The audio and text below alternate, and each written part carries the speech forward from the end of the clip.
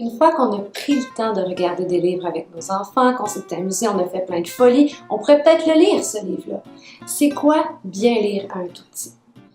On a tous en tête des lecteurs qui ont 12 marionnettes puis 38 voix dans leur histoire, mais rassurez-vous, c'est pas nécessaire d'être un acteur ou un lecteur de nouvelles pour bien lire à nos tout petits. Une chose que vos tout-petits vont sûrement adorer, c'est regarder les images. Les livres d'enfants sont pleins d'images, c'est pas pour rien, ça attire l'attention, ça les rend curieux. Prenez le temps de le faire, regardez les images avec eux, demandez aux tout-petits « Qu'est-ce que tu vois? Qu'est-ce que tu penses qu'il va se passer? De quoi il parle, ce livre-là? » Ça développe la curiosité, ça développe le vocabulaire. Juste à regarder des images, votre enfant apprend déjà plein de choses. On a le droit aussi d'arrêter l'histoire et de poser des questions, de se demander qu'est-ce qui se passe? Pourquoi tu crois que le personnage se sent comme ça? On va faire des liens entre le tout petit et qu'est-ce qui se passe dans le livre. Les enfants ne comprennent pas tout en détail de l'histoire, puis ils ont souvent leurs petites idées, leurs petites choses à raconter. Alors en posant des questions, en faisant des liens, en faisant parler les enfants, ça devient une conversation. C'est pas juste l'objet, le livre.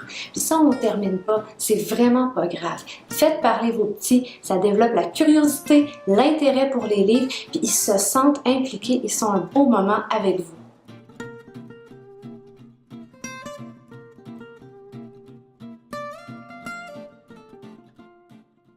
Pour aider notre enfant à s'exprimer, on peut lui donner un modèle. Par exemple, s'il nous dit « ça est fâché », bien, on peut lui dire « oui, le chat est fâché. Pourquoi tu crois qu'il est fâché? » Donc comme ça, on l'amène à aller un petit peu plus loin. Aussi, on va préférer des questions qui ne se répondent pas par oui ou non. Est-ce que tu penses qu'il va continuer, mais qu'est-ce qu'il va faire ensuite? Et là, notre enfant va nous en dire un peu plus.